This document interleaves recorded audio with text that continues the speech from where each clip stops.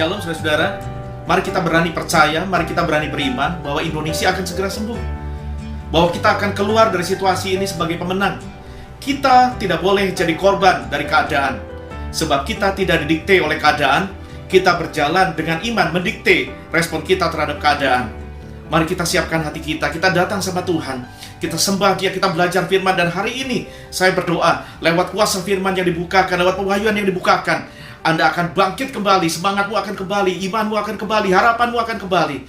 Dan kita akan bersama-sama keluar dari situasi ini sebagai pemenang. Mari kita berdoa. Bapa, dalam nama Yesus, terima kasih Tuhan, bahwa hari ini kami masih ada sampai detik ini betul-betul hanya karena kemurahan Tuhan. Itu sebabnya hari ini kami mau menjumpai Engkau, kami mau masuk dalam hadirat-Mu, kami mau tinggal dalam hadirat-Mu, kami mau terima kekuatan baru dari Tuhan, kami mau menanti-nantikan Tuhan, karena kami percaya kami diciptakan Tuhan untuk menjadi pemenang atas keadaan, bukan korban dari keadaan. Kami tidak mau iman kami didikte oleh situasi, tetapi biar iman kami berjalan didikte oleh kebenaran firman. Itu sebabnya Tuhan, sementara kami memuji menyembah, Kau hadir di tengah-tengah kami. Jumpai anak-anak-Mu di rumah-rumah, lawat setiap mereka yang berbeban berat, bangkitkan setiap semangat yang pudar, nyalakan kembali api yang padam. Biar setiap orang yang lemah berkata, aku kuat, aku ini pahlawan. Di dalam nama Yesus. Amin, amin, amin, amin. Haleluya. Mari Bapak Ibu sambil bertepuk tangan, sama-sama katakan, Roh Kudus tercurah di tempat ini, urapannya yang ajaib memulihkan umatnya. Roh Kudus tercurah bagi gerejanya, membangkitkan umatnya.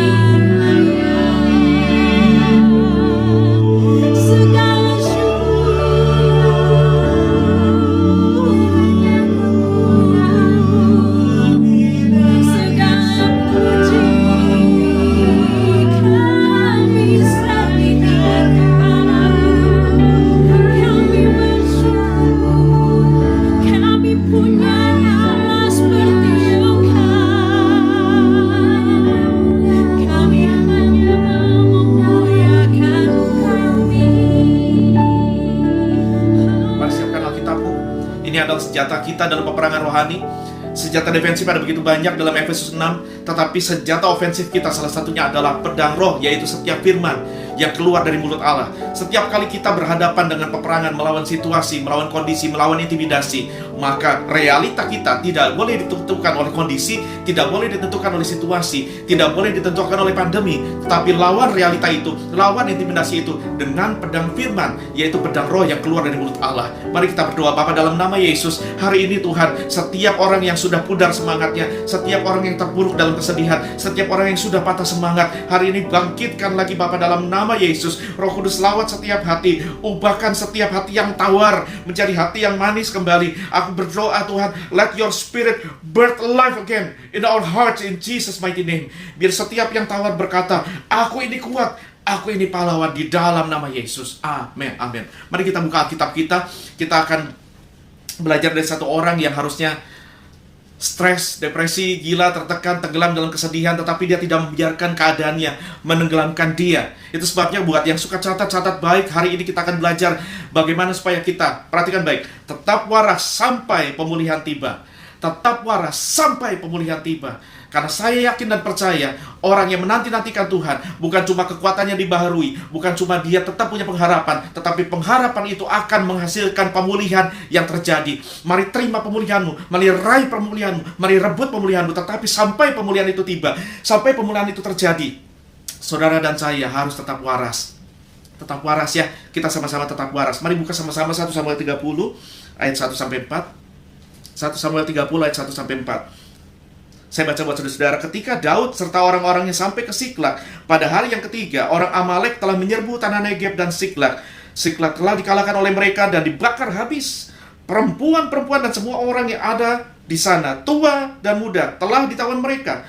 Dengan tidak membunuh seorang pun, mereka menggiring sekaliannya, kemudian meneruskan perjalanannya.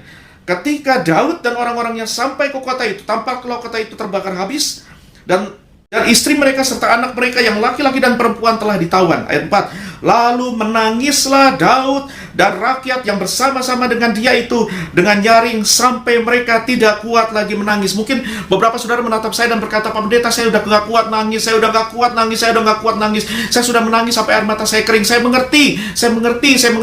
Tetapi kalau saudara baca kisah ini sampai lanjut, bukan cuma mereka menangis sampai tidak kuat menangis lagi, bukan cuma mereka berkeluh kesah, bukan cuma mereka meratapi nasib, tetapi saudara akan baca selanjutnya sampai final bahwa apa yang terjadi, sebuah penyerangan, sebuah perampasan, sebuah penjarahan, bahkan sebuah penculikan yang dilakukan oleh musuh terhadap Daud dan rombongannya diubah Tuhan dan situasi berbalik, bahkan sampai kepada pemulihan tanpa kurang suatu apapun.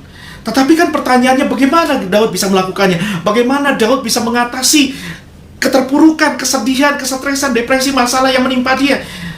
Daud bukan orang hebat, Daud bukan orang kuat, Daud itu orang lemah. Kita belajar dari Alkitab. Tapi dalam kelemahannya, Daud selalu punya andalan yang tepat, respon yang benar, yaitu dia selalu mencari wajah Tuhan dalam setiap situasi, dalam setiap episode buruk dalam hidupnya.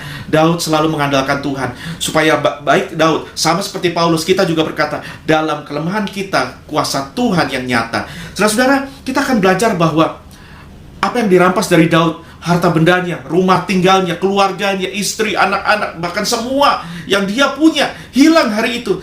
Tetapi kita akan belajar juga bagaimana Daud bisa menang dan merampas kembali dan merebut kembali sampai keadaan Daud dan semua pengikutnya dipulihkan sama sekali. Dari ayat 1-4 kita belajar bahwa gini, this is the facts of life, saudara-saudara. Ini adalah fakta kehidupan. Life is hard. Life is hard. Bad things happens. Ini fakta kehidupan. Hidup itu sukar. Dan ada kesukaran yang melanda. Bad things happen, ada hal yang tidak baik yang terjadi, ada hal yang negatif yang terjadi. Itu biasa, itu lumrah, dan itu fakta kehidupan. Dan sedih itu normal. Saya tidak setuju jika orang bilang menghadapi keadaan, menghadapi situasi, jangan bersedih, jangan menangis. Well, ada waktunya kita menangis, saudara-saudara. Waktu kehilangan, waktu kekurangan, waktu tidak tahu hari depan, waktu keadaan sepertinya buruk, waktu kita ditinggal pergi oleh orang-orang yang kita kasih selama masa pandemi ini. Pasti kita menangis, and that's human, and that's normal. It's okay to cry, it's okay. Bahkan hari ini kalau kau mau menangis, menangislah, it's okay. Tetapi yang saya mau kita sama-sama lakukan hari ini adalah bersedih itu boleh, tetapi jangan tawar hati. Bersedih itu boleh, tetapi jangan sampai pahit. Bersedih itu boleh, tetapi jangan sampai tenggelam, terpuruk dalam kesedihan kita. Ayo bangkit, raih pemulihanmu. Tetap waras sampai pemulihanmu. Jangan stres, jangan kehilangan kewarasan. Kita harus jaga diri kita tetap waras. Bukan cuma demi sesama, tetapi minimal demi diri kita dulu. Karena masa depan masih harus jalan. Hidup masih harus lanjut. Betul ada situasi buruk, betul ada kehilangan, betul ada kedukaan. Tetapi hey, hidup harus lanjut. Hidup harus lanjut. Hidup harus jalan terus.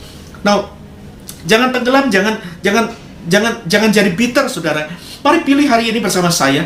Let us not be bitter, but be better. Don't be bitter, tetapi be better. Jangan sampai kita tawar hati dan lantas jadi pahit. Tetapi biarkan semua yang negatif, semua kesukaran hidup, bukan membuat kita menjadi tidak waras, bukan membuat kita menjadi pahit, tetapi membuat kita jadi lebih tangguh. Saya percaya setiap keadaan, setiap situasi, setiap pencobaan yang diizinkan Tuhan terjadi dalam hidup setiap anak-anak, diizinkan Tuhan bukan untuk menghancurkan anak-anaknya, tetapi untuk menjadikan anak-anaknya lebih tangguh, lebih kuat, dan lebih hebat dari sebelumnya. Amin. Haleluya. Tapi pertanyaannya kan adalah begini, how, Pak? Bagaimana saya bisa tetap waras dan menanti sampai pemulihan saya tiba? Bagaimana saya bisa merebut semua yang iblis curi dari hidup saya? Kita akan belajar sama-sama dari apa yang Daud lakukan, dan berdoa kita bisa praktekkan sama-sama apa yang Daud, si lemah itu, si orang berdosa itu, si orang yang tidak perfect itu lakukan, sampai kisah ini bisa dicatat untuk jadi pelajaran buat kita. Yang pertama, saudara, saya mau saudara-saudara ngerti gini. Ini lesson pertama kita. This is lesson 1. Ini kunci pertama. Jangan tawar hati di tengah badai pandemi. Ayo tetap waras. Jangan tawar hati. Dalam ayat 6 dikatakan begini, dan Daud sangat terjepit. Daud sangat terjepit karena rakyat mengatakan hendak melempari dia dengan batu. Seluruh rakyat itu telah pedih hati, masing-masing karena anaknya laki-laki dan perempuan. Jadi pengikut Daud disebut sebagai rakyat. Mereka sedih karena bukan cuma kehilangan harta benda, bukan cuma kehilangan tempat tinggal, bukan cuma kehilangan kampung, kota mereka, rumah mereka dibakar, harta mereka dijarah, tetapi orang-orang yang mereka cintai, istri mereka, anak-anak mereka laki dan perempuan, diculik oleh para penjara itu, diculik oleh orang-orang Amalek. Dan orang-orang ini begitu pedih, begitu marah, mereka menangis sampai tidak bisa menangis lagi, dan mereka angkat batu sama-sama hendak menimpuk Daud, hendak membantai Daud. Tetapi ayat 6 berkata, Daud menguatkan kepercayaannya kepada Tuhan Allahnya. Daud menguatkan kepercayaan kepada Tuhan Allahnya. Yang pertama, perhatikan baik. Ketika keadaan sukar melanda, ketika pandemi melanda, ketika duka cita melanda, ketika kegagalan melanda, yang harus kita lakukan adalah jangan terpuruk dalam keadaan. Don't be bitter, be better. Jangan tawar hati, tetapi ayo tetap waras. Caranya gimana, Pak? Kuatkan dirimu dalam Tuhan. Kuatkan dirimu. Kita harus bisa encourage ourselves. Kita harus bisa bangkitkan diri kita. Sama seperti Daud. Alkitab katakan di ayat 6, David encourage himself, tetapi Daud menguatkan dirinya. Ayo kuatkan dirimu. Kuatkan dirimu, tetap waras. Amsal 24 ayat 10 berkata begini, jika engkau tawar hati pada masa kesesakan, kecillah kekuatanmu. Betul keadaan sudah susah, betul keadaan juga duka cita. Kalau kita menyiram luka dengan cuka, tambah perih rasanya. Ayo bangkit. Yosua 1 ayat 9 berkata, Tuhan berkata kepada Yosua dan Tuhan berkata kepada kita, bukankah telah kuperintahkan kepadamu, kuatkan dan teguhkan hatimu. Kata Tuhan, jangan kecut dan tawar hati, sebab Tuhan Allahmu menyertai engkau kemanapun engkau pergi. Di momen seperti ini, saudara, don't play blaming game. Let's stop blame ourselves. Let us stop blame the situation. Let us stop blame others. Dalam keadaan terpuruk, berhenti untuk main salah-salahan, berhenti untuk menyalahkan dirimu, berhenti untuk menyalahkan situasi, berhenti untuk menyalahkan orang lain. Stop playing the blaming games. Jangan mulai menyalahkan, karena ketika kita menuduh sana sini, ketika kita menyalahkan orang lain, apalagi diri sendiri, Anda tidak akan punya kemampuan untuk bangkit ketika pemulihan itu tiba. Come on, Daud merasa tidak perlu menyalahkan dirinya, karena tanpa Daud menyalahkan dirinya dan mengasihani dirinya, teman-teman Daud, dikatakan rakyat, sudah melakukannya. Mereka marah sama Daud. Mungkin mereka berkata, gara-gara kamu sih, gara-gara kamu sok-sok nyerang Amalek, suruh kita pergi semua tanpa meninggalkan beberapa pasukan untuk jaga kota kita, kampung kita, keluarga kita. Mereka mungkin bisa menuduh, gara-gara kamu sih, kamu berdamai dengan Filistin, kamu kerjasama sama bangsa Filistin untuk menyerang Amalek. Ini akibatnya, gara-gara kamu. Menyalahkan itu gampang, tetapi menyalah-nyalahkan itu tidak akan pernah merubah situasi. Menyalah-nyalahkan tidak akan pernah merubah kondisi. Dan Daud ngerti itu. Daripada dia menyalahkan orang lain, menyalahkan situasi, dan menyalahkan dirinya, Daud memilih untuk menguatkan dirinya. Saudara, kita harus sadar begini. Blaming, menyalah-nyalahkan, tidak akan pernah menghadirkan solusi. Dalam hidup, in life, bad things happens, mistakes happens. Daud melakukan mistake, Daud melakukan kesalahan, saya melakukan kesalahan, saudara melakukan kesalahan. Entah itu bad decision making, entah itu bad choices yang kita buat, itu bad spending, apapun. Segala hal yang salah yang kita lakukan, itu sudah ada di belakang. Dan masa depan kita masih menjelang. Jangan biarkan masa depan kita hancur karena kesalahan kita di masa lalu. Sebab hidup kita tidak ditentukan oleh masa lalu kita, tetapi hidup kita, masa depan kita ditentukan oleh apa yang kita responi dan buat bersama Tuhan di masa kini. Ceritamu belum usai, catatan sejarahmu masih ditulis, perjalananmu belum selesai.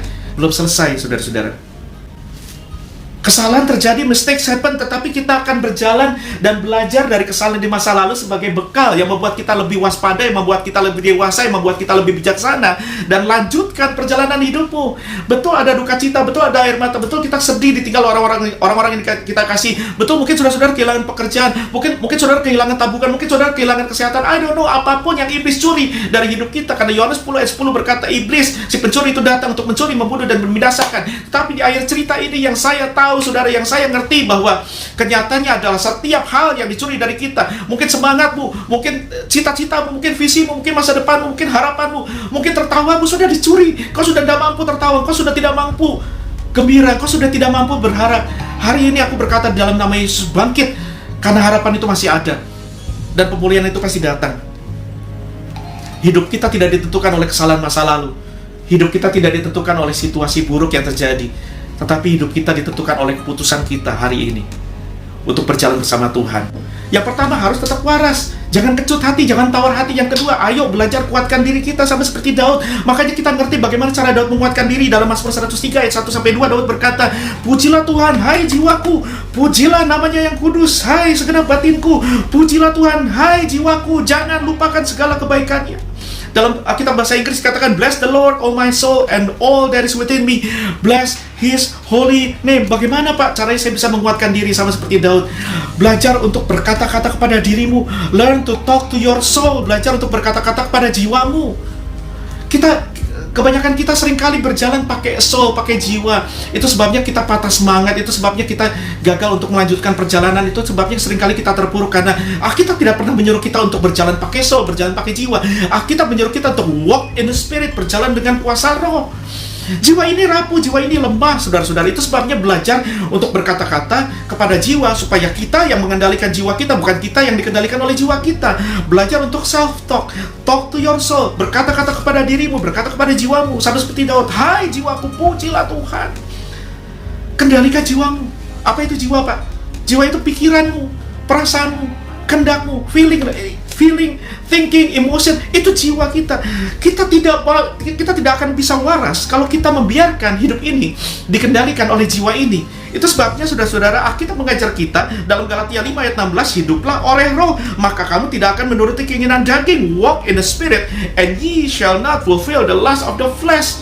Kita tidak berjalan pakai daging, kita tidak berjalan pakai soul juga. We walk by the spirit. Kita berjalan dengan roh.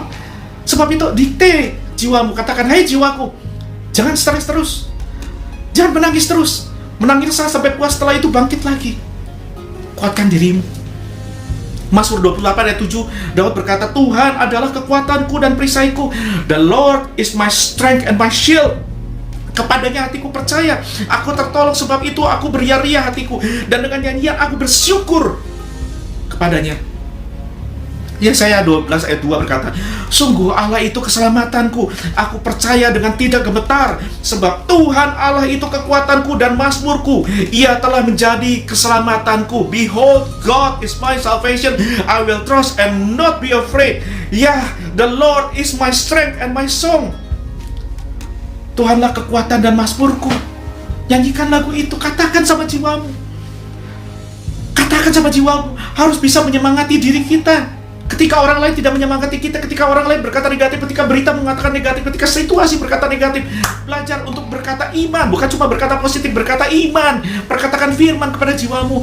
Pak, saya nggak tahu lagi bagaimana saya harus melanjutkan hidup. Pak, penafkah di rumah tangga saya sudah mati. Pak, saya kehilangan pekerjaan, Pak, tabungan sudah habis. Saya nggak tahu bagaimana harus bayar cicilan. Saya tidak tahu harus bagaimana harus membeli makan. Saya tidak tahu bagaimana harus melanjutkan hidup. Saya tidak tahu hari depan. Yang saya tahu, Filipi 4 ayat 19 berkata, katakan pada jiwamu, Allahku akan memenuhi segala keperluanku menurut kekayaan dan kemuliaannya dalam Kristus Yesus. Belajar untuk berkata-kata iman. Semangati dirimu, sebab orang lain belum tentu menyemangati dirimu. Pelajaran yang ketiga, saudara-saudara, bagaimana caranya untuk kita bisa tetap waras dan menang sampai pemulihan itu terjadi dalam hidup kita. Yang ketiga, perhatikan baik, bukan cuma kita belajar menguatkan diri sendiri, tetapi dari Daud kita belajar. Belajarlah menguatkan dirimu di dalam Tuhan. Itu poin pentingnya. Learn to encourage yourself in the Lord. Bagus kalau kita mampu memotivasi diri, bagus kalau kita mampu berkata-kata positif pada diri, tetapi itu tidak cukup. Kalau kita mau betul-betul bangkit dan tetap waras sampai pemulihan tiba, kita harus belajar menguatkan diri, bukan pada diri kita, bukan pada situasi kita, bukan pada koneksi kita, bukan pada kenalan kita, bukan pada teman-teman kita, tetapi pada Tuhan saja. 1 Samuel 30 ayat 6 kan tadi berkata, but David encouraged himself in the Lord his God. Tetapi Daud menguatkan kepercayaannya. Nggak selesai di situ. Daud menguatkan kepercayaannya kepada Tuhan. Itu kuncinya. Si orang lemah tak berdaya, orang yang tidak sempurna ini selalu mengalami keterpurukan tetapi kemudian kemenangan, keterpurukan tapi kemudian kemenangan. Ternyata kuncinya adalah dalam kelemahan Daud. Begitu juga dalam kelemahan Rasul Paulus. Mereka adalah orang-orang yang sudah belajar untuk bersandar sama Tuhan. Andalkan Tuhan. Bukan koneksi, bukan teman, bukan sahabat, bukan hamba Tuhan, apalagi diri sendiri. Jangan punya iman gandengan. Cukup kontainer yang gandengan. Jangan punya iman rombongan. Miliki iman yang mandiri. Mandirilah dalam iman. Dewasalah dalam iman. Miliki kemampuan untuk berjalan seorang diri bersama Tuhan. Sekalipun kanan kiri meninggalkan 1000 lembah di kiri, 10.000 di kanan, tetap berkata, aku akan berdiri bersama Tuhan. Karena Kristus adalah batu karang yang kokoh. Saudara harus mengandalkan Tuhan. Karena Yeremia 17 ayat 5 berkata, terkutuklah orang yang mengandalkan manusia, yang mengandalkan kekuatannya sendiri. Jadi mengandalkan manusia itu bukan cuma mengandalkan orang lain, tetapi ketika kita mengandalkan diri sendiri, dikatakan hatinya menjauh dari Tuhan dan terkutuk. Tetapi kebalikannya, saudara, kebalikannya. Ini yang Daud alami, saudara. Ini yang saudara akan alami, ini yang kita alami. Ayat 7 berkata dalam Yesaya 17, diberkatilah orang yang mengandalkan Tuhan, yang menaruh harapannya pada Tuhan. Ia akan seperti pohon yang ditanam di tepi air, merambat akar-akar ke tepi batang air, dan tidak mengalami datangnya panas terik, yang daunnya tetap hijau, yang tidak khawatir dalam tahun kering, dan yang tidak berhenti menghasilkan buah bahkan di masa kekeringan, bahkan di tengah pandemi, bahkan di tengah resesi. Kalau kita mulai dekat sama Tuhan, memang ini sepertinya nggak masuk akal, tetapi iman melampaui akal. Damai sejahtera yang Yesus tawarkan bahkan melebihi akal, tidak masuk akal. Jangan berjalan pakai akal. Akal ini terbatas. Ada waktunya kita pakai akal, ada waktunya kita pakai kepintaran, ada waktunya logika diasah sampai tajam. Tetapi saat semua itu buntu, yuk belajar mengandalkan Tuhan, belajar mengandalkan Tuhan. Bahkan dijanjikan sama Tuhan, di tengah masa kering sekalipun kita tidak kenal kering, kita terus berbuah. Haleluya. Ayo, mungkin sekarang kelihatannya belum berbuah, pemulihan itu pasti tiba. Mungkin kelihatannya keadaan Daud, mana buahnya, kata Daud, mana basahnya, ini kering kerontang. Daud itu bukan cuma kehilangan tabungan, Daud itu bukan cuma kehilangan pekerjaan, Daud itu bukan cuma kehilangan kesehatan, Daud itu bukan cuma kehilangan karir, Daud kehilangan segalanya. Daud kehilangan segalanya, segalanya yang dia cintai dalam hidup ini dirampas dari tangannya. Dan bahkan semua sahabatnya, semua pengikutnya, semua tentaranya, semua rakyatnya hendak melempari dia dengan batu. Tetapi Daud menguatkan kepercayaannya kepada Tuhan. Daud belajar untuk menanti-nantikan Tuhan. Karena dalam Yesaya 40 berkata, orang yang menanti-nantikan Tuhan akan mendapat kekuatan baru. Mereka seumpama raja wali yang naik terbang dengan kekuatan sayapnya, lari tidak menjadi lesu, jalan tidak menjadi lelah. Those who wait on the Lord shall renew their strength. Orang yang mencari Tuhan, orang yang menanti-nantikan Tuhan di masa sukar seperti ini, bukan cuma dapat kekuatan baru, tetapi kekuatan baru itu dibaharui terus-menerus. Our strength shall be renewed. Sekarang kita ngerti kenapa Kisah kegagalan dan kemenangan Daud dicatat begitu banyak karena ini kuncinya. Ini rahasia yang Daud lakukan. Ini yang saya tuliskan juga kepada kita, bahwa di saat kita lemah, cari Tuhan. Jangan andalkan koneksi. Saat ini semua orang sepertinya selamatkan diri masing-masing. Tidak ada momen yang lebih baik daripada momen ini, di mana kita tidak punya andalan lain selain Tuhan. Kita tidak akan pernah betul-betul ngerti rasanya bersandar sama Tuhan ketika masih ada sandaran yang lain.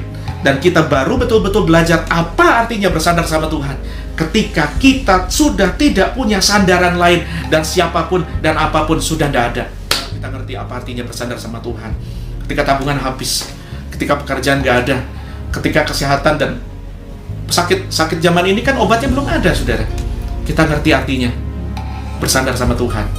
Orang yang menanti-nantikan Tuhan mendapat kekuatan baru. Kekuatannya dibaharui terus-menerus. Kita lanjut ya. 1 Samuel 30 kembali ayat 8. Kemudian bertanyalah Daud kepada Tuhan, katanya, haruskah aku kejar gerombolan itu? Akan dapatkah mereka kususul? Dan Tuhan berfirman kepada Daud, kejarlah, pursue, sebab sesungguhnya engkau akan dapat menyusul. You will overtake them, dan melepaskan para tawanan. Dalam Alkitab bahasa Inggris dikatakan indah sekali, bukan cuma kejarlah, tapi pursue, bukan cuma menyusul mereka, tapi overtake, mengalahkan mereka, dan bukan cuma melepaskan para tawanan. Dalam Alkitab bahasa Inggris dikatakan you will recover all. Semua yang hilang, semua yang dirampas darimu, kata Tuhan kepada Daud, bukan cuma akan kau lepaskan, tetapi akan dipulihkan. Semuanya pulih kembali. All recover, all recover, all recover. Apa yang hari ini iblis curi dari hidupmu? Semangatmu kah? Pengharapanmu kah? Cita-citamu kah? Rencanamu kah? Kekuatanmu kah? Semangatmu kah? Bahkan mungkin imanmu kah? Sukacitamu dirampas. Your joy has left you. You cry all night long. It's okay, but know this, it's coming. Datang, rebut kembali. Pursue. Ketika orang, ini pelajaran keempat, saudara-saudara. Ternyata semua yang dicuri setan dari kita belajar dari ayat ini. Ternyata semua yang direbut dari kita, semua yang dirampas dari kita, semua yang iblis curi dari kita, ternyata bisa kita rebut kembali. Segala berkat, segala sukacita, segala semangat, pengharapan masa depan bisa Anda rebut kembali. Rebut kembali. Jangan terpuruk. Don't become victim. Jangan menangisi dan meratapi nasib. Jangan mengasihani diri. Ayo bangkit. Semangat, tetap waras. Semangat di dirimu. Andalkan Tuhan. Dan kemudian kita belajar bahwa ternyata ketika kita mengandalkan Tuhan, pelajaran keempat, semua itu bisa kita rebut kembali. Rebut pemulihan itu. Come on somebody. Rebut pemulihan itu. Recover your blessings. Recover your future. Recover your joy. Rebut kembali sampai pulih berkatmu, semangatmu, pengharapanmu, sukacitamu. Sukacitamu harus kembali. Kau harus bisa tertawa lagi. Kau harus bisa menyanyi lagi. We are not victim of this situation. Katakan bersama saya. We are not victim, we are victors over this situation. Kita bukan korban, kita bukan victim dari situasi ini. Kita adalah pemenang mengatasi situasi ini. Bahkan segala situasi apapun yang menjelang di depan kita. Karena kita tidak berjalan pakai kekuatan sendiri, kita berjalan sama Tuhan. Pelajaran kelima dari ayat 8 ini kita lihat. Dicatat begini, kemudian bertanyalah Daud kepada Tuhan. Ini pelajaran kelima, saudara-saudara. Waktu kita bingung, waktu kita capek, tetap waras. Kuatkan dirimu, harus bisa hibur diri sendiri. Yang ketiga, hibur diri sendiri bukan dengan kekuatan diri sendiri, tapi hibur dan kuatkan dirimu dengan Tuhan. Keempat, belajarlah bahwa semua yang iblis rebut bisa kita rebut kembali. Dan yang kelima, kita belajar bahwa ayo tanya Tuhan. Hanya orang yang bertanya yang dapat menjawab, yang akan mendapatkan jawaban. Hanya orang yang bertanya yang akan mendapatkan jawaban. Tidak tanya, tidak ada jawaban. Bertanya, maka dapat jawaban. Berserulah kepada aku, maka aku akan menjawab engkau. Bukankah itu ajakan Tuhan, perintah Tuhan kepada kita? But David inquired the Lord. Bertanyalah kepada Tuhan, cari Tuhan, tanya Tuhan, doa.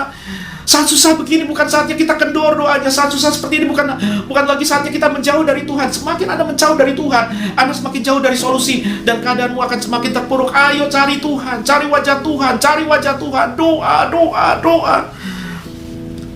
Sama seperti yang dialami Daud ketika dia mencari wajah Tuhan, ketika dia bertanya sama Tuhan, maka Daud mendapatkan strategi untuk merebut pemulihan yang Allah janjikan kepadanya dan merampas kembali semua yang musuh curi dari hidupnya. Kalau saudara bertanya sama Tuhan hari ini, berkali-kali saya katakan, jangan bergerak sebelum kita bertanya sama Tuhan. Tunggu Tuhan. Tuhan akan kasih hikmat. Tuhan akan kasih strategi. Sama seperti kepada Daud, Tuhan akan kasih kita insights, wisdom, strategi. Tuhan akan kasih kita petunjuk bagaimana kita bisa overcome the situation dan keluar sebagai pemenang. Tuhan tidak akan memberikan strateginya. Tuhan tidak akan memberikan petunjuknya kepada orang-orang yang tidak mencari Tuhan. Karena orang yang tidak mencari Tuhan adalah orang yang tidak mengandalkan Tuhan. Sekali lagi saya ulang, Tuhan tidak akan memberikan jawaban. Tuhan tidak akan memberikan strategi. Tuhan tidak akan memberikan petunjuk kepada orang-orang yang tidak mengandalkan Tuhan. Sebab kita pernah baca, Yesus pernah berkata, Tuhan tidak akan membiarkan, Tuhan tidak akan memberikan mutiara kepada babi. Tuhan tidak akan memberikan barang kudus kepada anjing dan mutiara kepada babi. Tuhan hanya akan menjawab orang-orang yang Dia tahu hatinya melekat dan mengandalkan Dia. Betul, dulu Anda mungkin tidak begitu, but it's okay. Hidup kita tidak ditentukan oleh masa lalu dan kesalahan kita.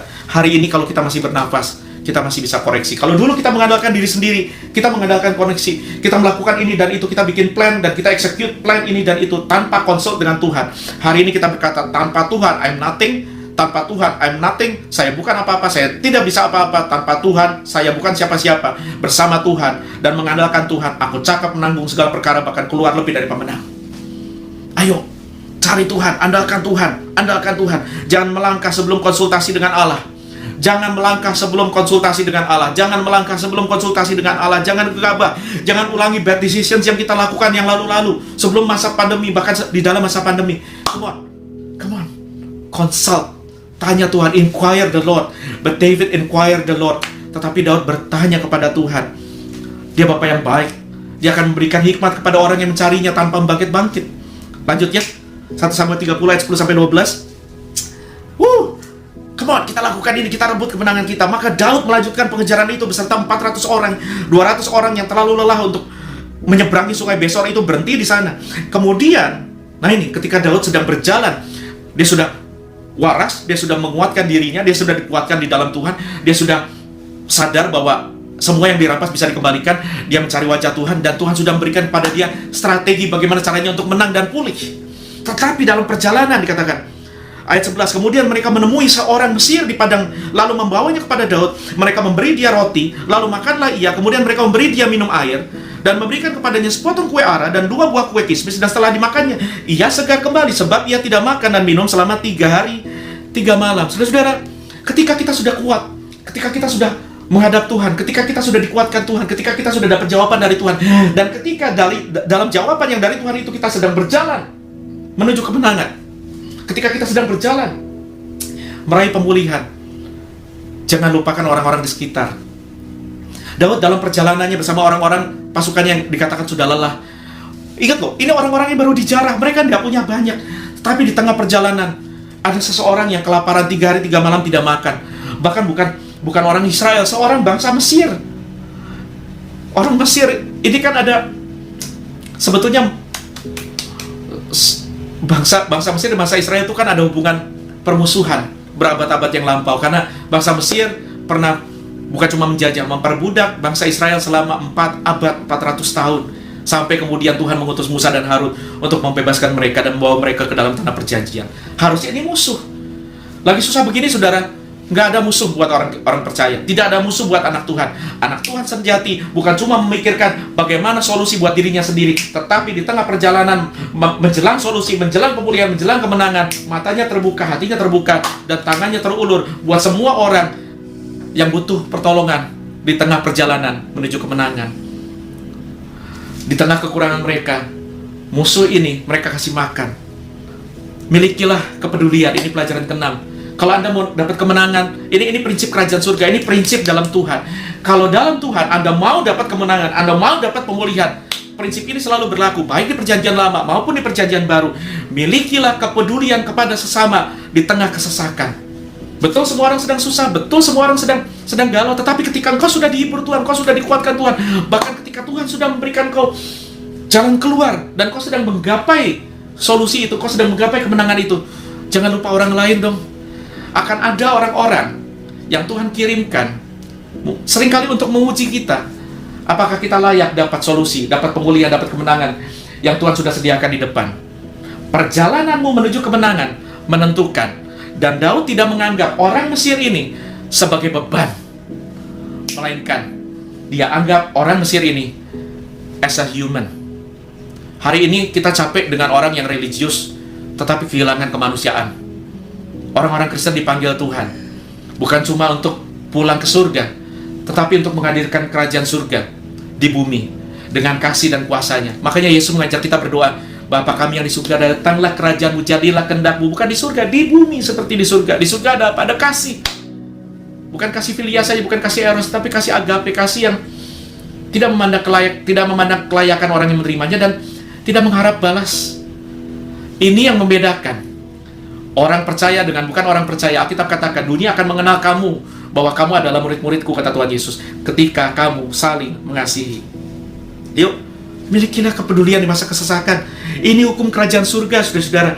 Dari pelajaran ke-6 kita belajar pelajaran ke-7 bahwa apa yang kita tabur pasti kita tuai. Karena tahu nggak, saudara, kalau Anda baca ayat 13 sampai 19, ini pelajaran ke-7 ya.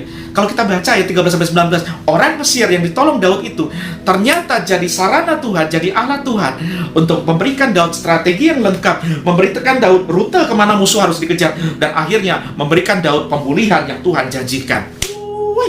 Kita tidak pernah tahu siapa yang Tuhan kirimkan di tengah perjalanan kita dalam pergumulan menuju kemenangan, untuk mengetes hati kita, menguji hati kita. Kalau kita berespon benar, kalau tangan kita terbuka, bukan cuma terbiasa tangan di bawah, tetapi tangan di atas, belajar untuk memberkati, bukan cuma di tengah kelimpahan, tetapi di tengah kekurangan, gak bakal habis sumbermu.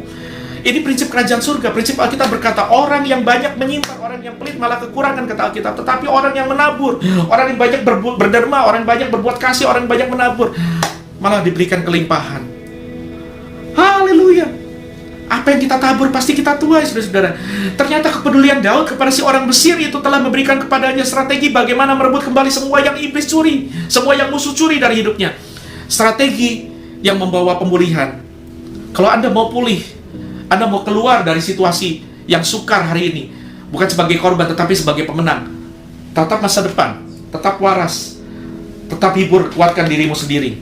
Jangan mengandalkan orang lain. Ada saatnya orang lain ada sama kita, tapi ada saatnya orang lain tidak ada pada kita. Betul, ada hamba-hamba Tuhan yang siap menguatkan saudara seperti yang saya lakukan hari ini, tapi belajar memiliki iman yang mandiri. Daud dikuatkan bukan oleh teman-temannya, Daud dikuatkan bukan oleh sahabat-sahabatnya, bahkan Daud tidak dikuatkan oleh sang hamba Tuhan itu yang bernama Nabi Samuel, seorang mentor rohaninya Daud. Tetapi dikatakan Daud menguatkan dirinya sendiri. Kemudian bukan cuma menguatkan dirinya sendiri, Daud menguatkan dirinya kepada Tuhan. Sampai ketika Tuhan memberikan jalan keluar, ketika Tuhan berkata kejar, baru Daud bergerak. Daud gerak setelah Tuhan suruh gerak. Daud diam kalau Tuhan belum bicara. Daud gerak kalau Tuhan suruh gerak. Dan dalam perjalanan meraih pemulihan, meraih kemenangan, Daud dapat tes terakhir.